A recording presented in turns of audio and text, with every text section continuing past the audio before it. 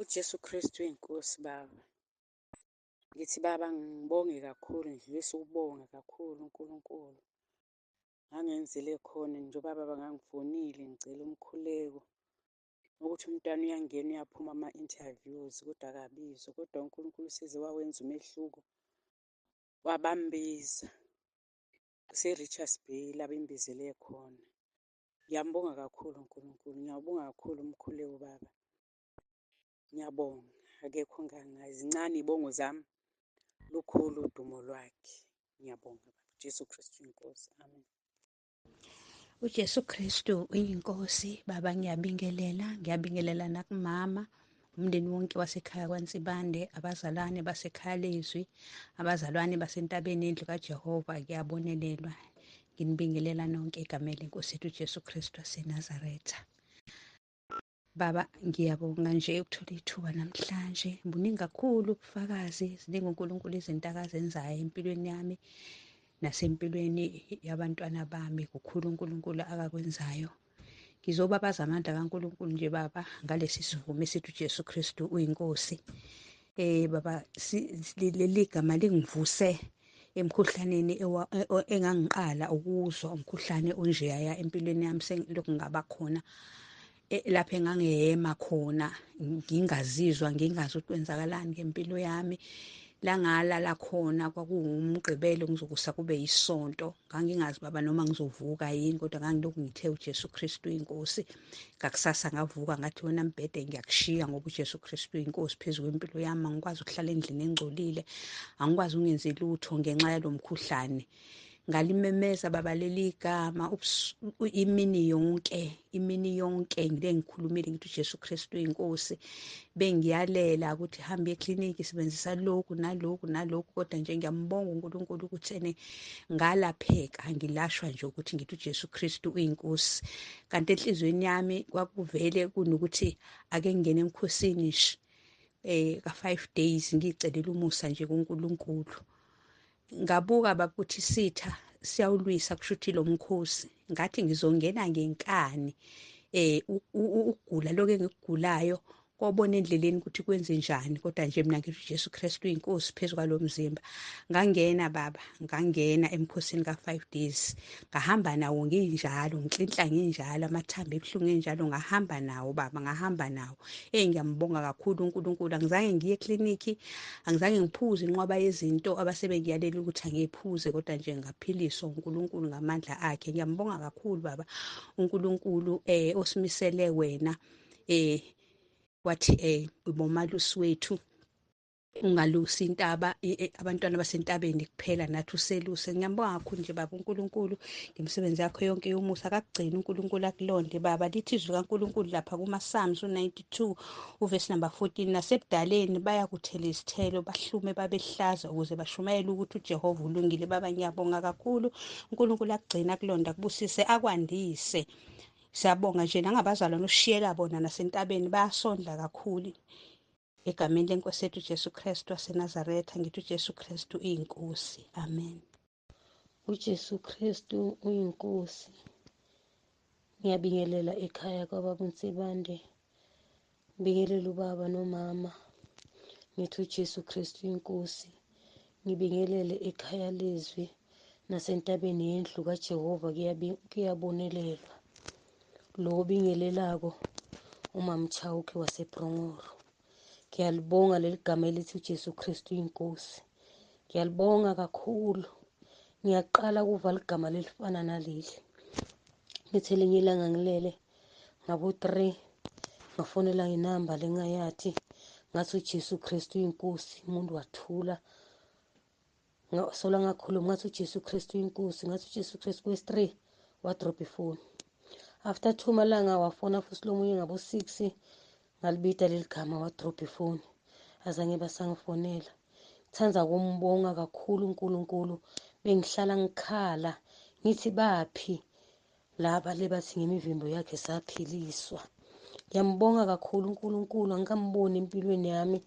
Ngihlala ngithesta ishukela yami beyingalawuleki ingananamba, mara manje ithi 5.8. I-high blood ikahle, amathumba aphelile, amalonda aphelile. Hawu, ngiyambonga kakhulu uNkulunkulu wasekhaya lezwi nasendlini kaJehova, kuyabongelelwa. Ngibonga leli gama lelithi uJesu Kristu uyinkosi. Bantu bayangiphikisa, ngithe ngigula kakhulu kulamalanga laphelile, ngigula ngingasatati netindzaba tami ukuthi ngenda njani, ngisebenzisa ukuthi uJesu Kristu uyinkosi, sebenzisa umkhuleko wabaseRoma 10:9. Ngoloko ngingasakhoni ukuguqa, ngingasakhoni nokuhlala, ngingakhoni nokulala, ngikhala ngimemeza. Azange sengigule ngikhale ngimemede, ngiyaqala ngithi uJesu Kristu uyinkosi. Angikamboni lofana naye, angikamboni lo njengaye. Labanye bangena egruphini bafuna ukuthola i-information ukuthi ngabe khona lebanginike kona, lebangasabi bayangibuda. Ngithi banginike ligama lelithi uJesu Kristu uyinkosi, akukho lokunye lebanginike kona. Ngiyambonga kakhulu uJesu Kristu oyinkosi. Ngiyambonga kakhulu uJesu Kristu longivusile. Bazalwane, ubufakazi bami buningi kakhulu. Ngiyakholwa enhlitiyweni yami ukuthi ngemivimbo yakhe saphiliswa. Manje ngingene kulenye i-test, ngiyamcela uNkulunkulu angiside. Mangingaphasa le yethu ikweleti yokugula angisabi, ngiyathemba futhi neliphilisi ngilibekelele. Mara nakufika indlala ngiyagijima ngikokotele emandiya, ngifuna isikolodo. uNkulunkulu angiside, ngifuna kuyiphasa le test. Ngithi uJesu Kristu uyinkosi, uJesu Kristu uyinkosi, uJesu Kristu uyinkosi. Ngiyabingelela babesebande egameni laJesu Kristu eyinkosi. Ngiyaxolisa ngobude bama-VN futhi ngiyaxolisa ngokuthumela ama-VN ngolesihlanu. Babesebande bengijwayele ukulalela ama-VN akho, kepha namhlanje uthe makufika lizwi kufike ngithi emoyeni wami ukuthi ngilalela ama-VN, mina ngaphikisa ngathi ngisafuna ukubukela uSarasa TV. Ngagcina sengizumeka ngasalalelanga ama-VN. Ekuseni mangivuka ngo-4 ngase ngiyafika ukuthi hayi asengibukele uSibongelele Dlamini. Kwafika emoyeni wami ukuthi asengilalela ama-VN kababesibande. Ngathi ngifuna ukubukela uSibongelele Dlamini, then angabe ngisakhona ukuthi ngilalela ama-VN futhi. Mangifika ebhasini ngezwa ngiyasha ngaphakathi, ngiyasha babesibande. Bengicela ukuthi ungisize ukuthi ungibhukhise ukuvuma izono zami. Ngiyasha ama-VN akho ukuthi ngawalaleli, kubalulekile ukuthi ngiwalalele. Ngiyasha ngaphakathi, ngiyacela ukuthi ungisize babesibande. Ngiyacela egameni laJesu Kristu eyinkosi, ngiyacela. Ngiyasha ngokungalaleli ukuthi ngilalela ama-VN akho. Mina ngilibele boSarasa TV. Ngiyacela ukuthi ungisize, mina ngilibele boSibongelele Dlamini, angilaleli intshumayelo yakho. Ngicela ungisize, ungibhukhise babesibande, ngibhukhele uvuma izono. Ngiyacela egameni laJesu Kristu eyinkosi, amen. uYesu Kristu inkosi. Tata, ndinobungqina obubuhlungu, at the same time bumnandi. Bendingumntu omelene kakhulu nekhaya lizwi nawe tata, kodwa uYesu uye wandinceda, ndambona eyongenisa ekhaya lizwi ngendlela endingayazi. Sisandla sakhe ke uNkulunkulu esiwenzileyo lo msebenzi lowo. Bendithetha kakubi ngawe tata, bendithetha kakubi ngekhaya lizwi. Ekuhambeni kwexesha ndaxolisa kuThixo ukuthi Thixo, ndiyaxolisa ngoba bekukhona into ibilapha entliziyweni yam ibisitsho ukuthi umhla wokugqibela if ezulwini ufike waboniswa utata uNtsibandile ubuthetha ngaye kakubi nomsebenzi wakhe wasekhaya lizwi, ngoba bendibona mna ndisithi nguSathana lo nqulwayo. Asoze ndiye apho mna. Nabazalwana abakhonza khona bendibajonga ngenye indlela uba balahlekile bayonqula uSathana. Nomamthwanyana bendiqonda uba soze ndimthethise, kodwa uThixo wandibamba kusekuseni ngelinye ilanga, wandazibona sendimwhatsappela ndisithi ndicela ndifake ekhaya lizwi, endingathethi naye. Kodwa ixesha elide bebekhona abazalwane endibadibana nabo ezigruphini ebendinotsho kubo bandifake if ibiyintando yam, kodwa intando kaNkulunkulu ihambe ngeyakhe indlela. wanitsala ngesandla sakhe ngokwakhe wayonifaka ekhaya lezwi ebendimelene nalo. Andiziqhenyi ngoba ubungqina bubuhlungu, kodwa ndibulela uThixo uba endihlangulile esiwogweni. Tata, ndinobungqina ke after ndiye ndangena ekhaya lezwi endizophinde ndibungqine, ngoba ndonqena ukuthi butye ixesha. Undimangalisile uYesu Krestu oyinkosi. uYesu Krestu inkosi manyani, ndiyamvuma. uYesu Krestu uyinkosi, ubuhlangulile ubomi bam kunezinto ezenzekileyo after ndingenile ekhaya lezwi, na-after uye wandinika ideyithi yokuvuma izono. Kwenzeke imimangaliso, ndizawuqhubeleka ndingqine. uYesu Krestu inkosi. Jesu Kristu yinkosi. Baba, ngiyabingelela ekhaya lezwi nasentabeni yendlu kaJehova kuyabonelelwa. Ngisho uJesu Kristu yinkosi. Ngithatha leli thuba ukubonga uNkulunkulu Baba. Ngomhla ka-31 bekuwuLesine ngibe ngedrobheni ngasebenzi.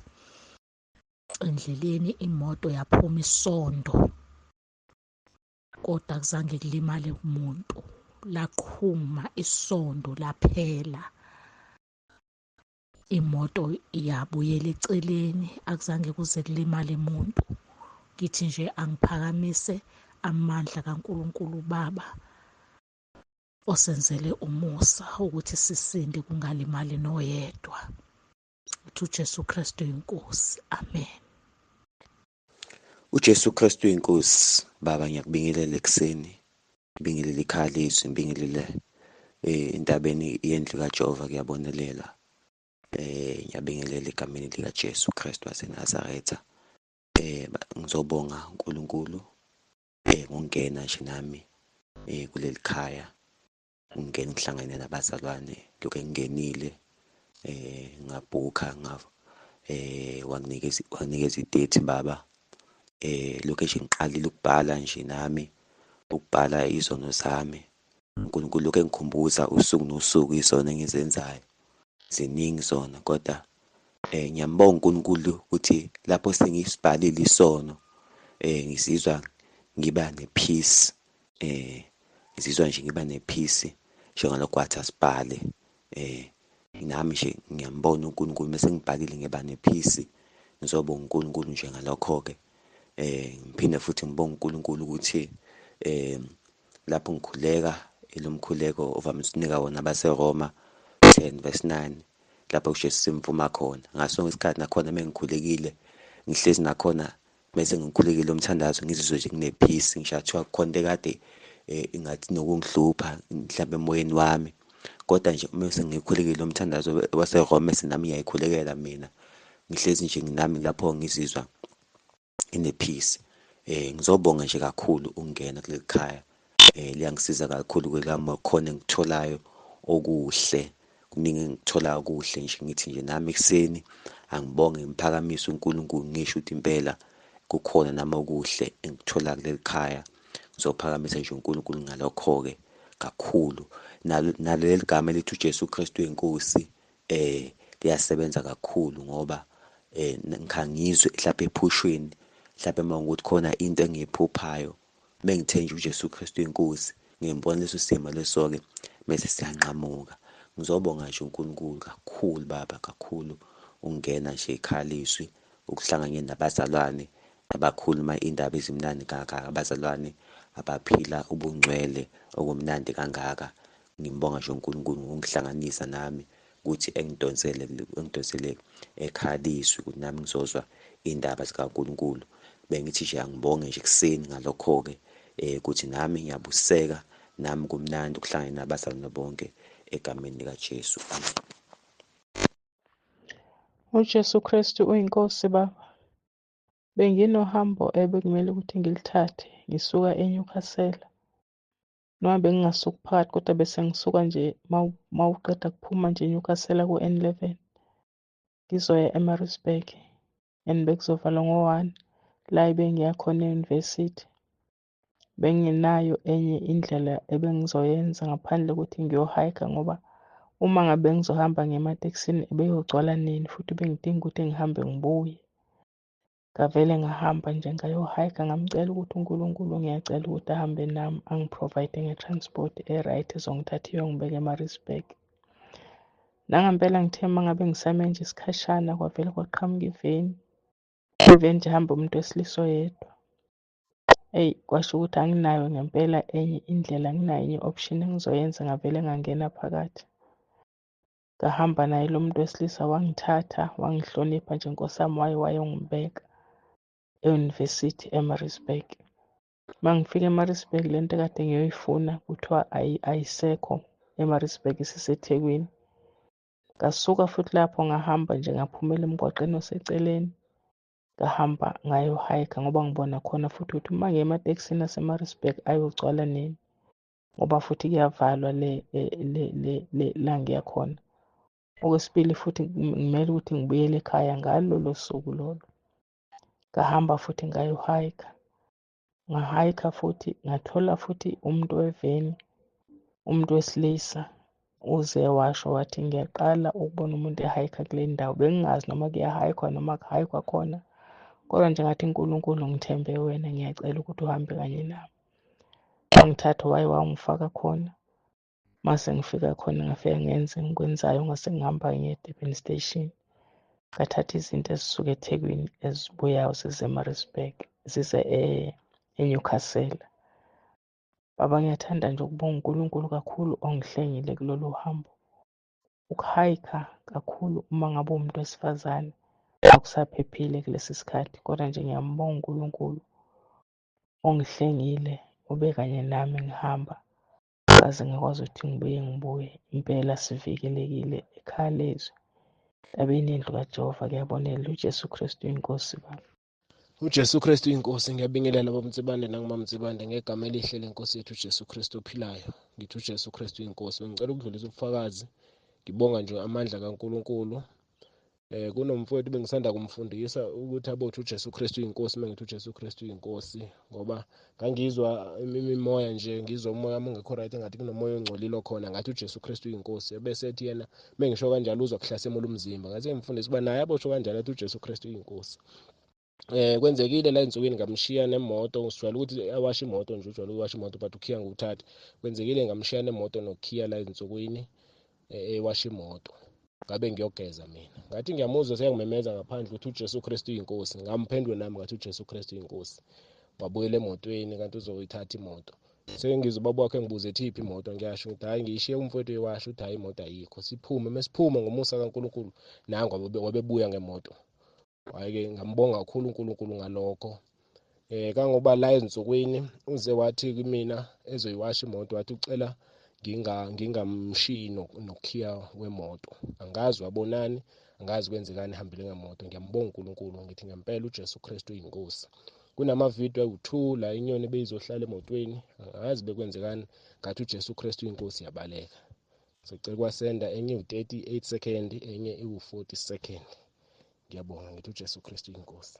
Jesu Kristu inkosi baba. Ngibingelela ubaba umndeni waNsibande, umama ekhaya lizwi entabeni indlu kaJehova. Kuyabonelela. Sacela ukuletha namba ubufakazi ukuthi ubaba ngeza ethene entshumeleni yakhe tshela abazalwane ukuthi uyasikhulekela sonke ngabanye. Ngibonile mina ukuthi ubaba uyasikhulekela. Ingazange ngisho ukuthi ngisemkhosini wasibeka, ngingazange ngisho ukuthi ngisemkhosini, wasikhulekela nami ngaphila kade ngiphethwe umkhuhlane. Ukuthi ubaba uyasikhulekela ngabanye ngikubonile, ngoba ngibone embonweni ngazi ukuthi sihleli sibaningi silinde inkonzo, sibaningi sigcwele silinde ukuthi ubaba enze inkonzo. Hhayi, uma senza inkonzo asinikeze ama-exercise athi usiswana akasinikeze ama-exercise sonke. Ngiphakathi nje nendawo nabazalwane. Ithi ngisuka ngilivule elami exercise. Mangilivula ngithola ukuthi libhaliwe. Ngisathi ngiyazindla ukuthi hawu libhaliwe leli usisi anginikeza lona i-exercise. Ubaba asuke phambili aqonde kimina ngqo.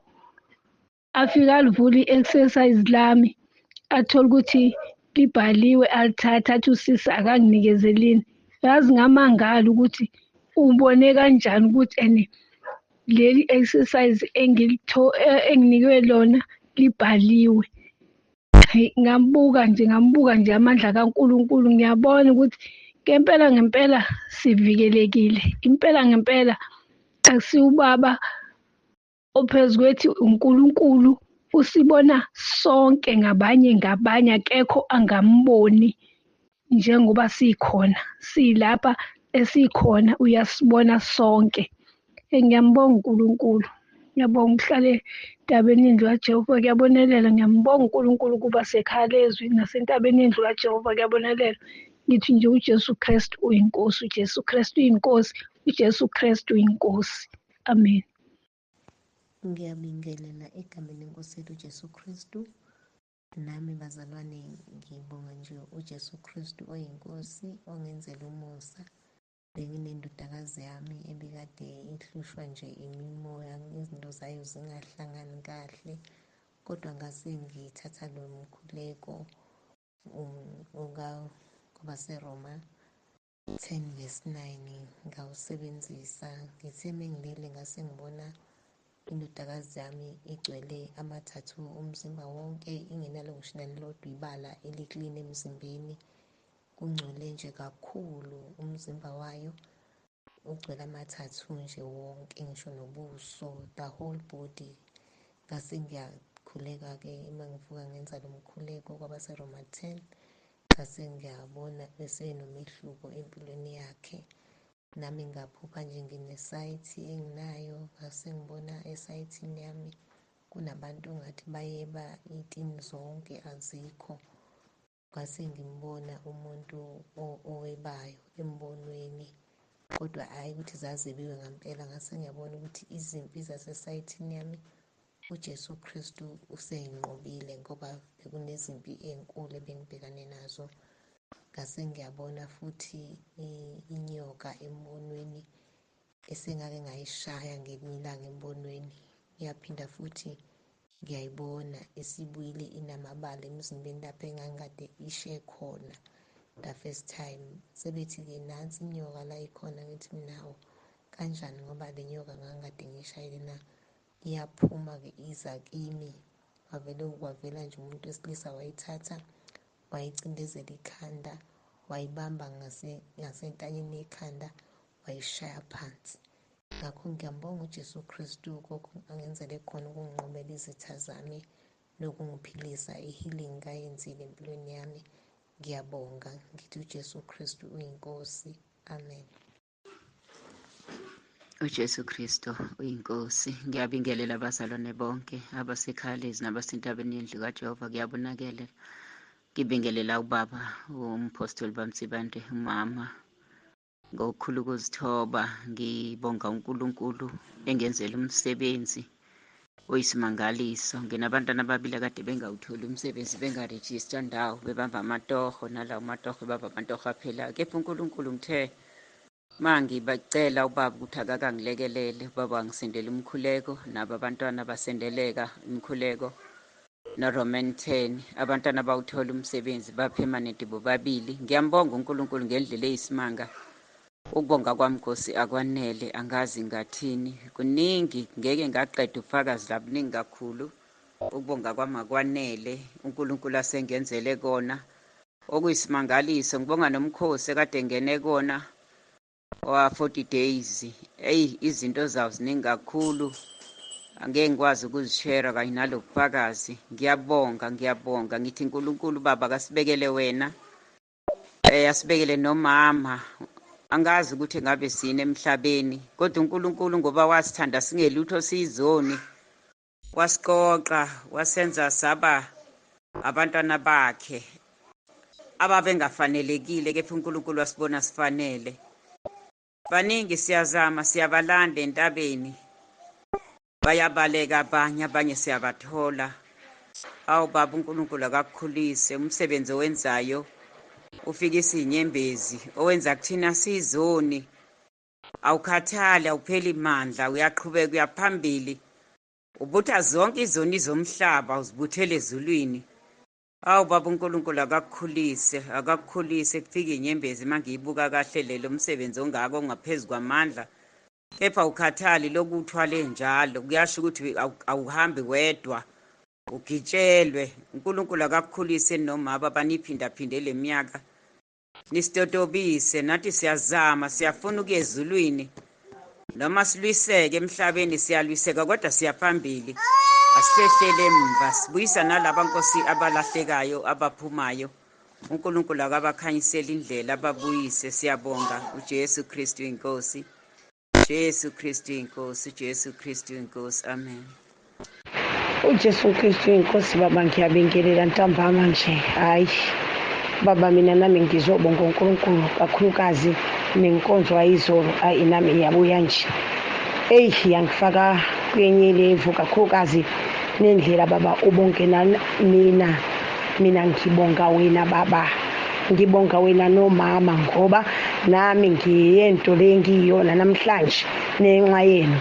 Ngilento baba yothi sithandaza njalo nenxa yakho baba sithi uJesu Kristu ngoba mase sithi uJesu Kristu inkosi siyathandaza ke lapho sithandaza Romans 10 sithi sathandaza hawu Nkosi asihlukane neBhayibheli nenxa yakho baba nomama siyento siyona nami ngilento iyona nje baba nenxa yakho ngithi angazi ngithi uNkulunkulu abe nawe uNkulunkulu asibusisele wena uNkulunkulu asibekele wena kuyiqiniso ukuthi mase siyongena ezulwini hawu ukukhetha kwethu ukuthi asafuni kuyongena kodwa zonke imfanekiso zonke zofanele ukuthi thina siyongena ezulwini siyazithola ekhaya lezo. Sihlala njalo nje nolokhu ugcwalisa lamanzi ukuthi singenze njani singayeke kuthandaza asiyeke kuthandaza sithandaza njalo sihlala njalo sithi le izwi lithi singavumi iBhayibheli isuke phambi kwethu silingalile ebusuku silicabange ebusuku nesemini kunjalo baba sicabange ebusuku nesemini ngoba ngisho ebusuku sewuvukile uthandaze mase uqede lapho uyathatha inkonzo uyayilalela uyathatha iBhayibheli uyafunda uyathandaza baba baba mina ngazi ngizobonga ngithini ngiyabonga ngoba ngisho kuhlala singasabi asisabe angisabe mina nenxa yamikhuleko yakho angisabe mina nesibindi sona wena usifake thina ukuthi sithembele umkhuleko sikholele kuNkulunkulu sihlale njalo siqine enkosini sihlale njalo sibe ngcwele siyazama baba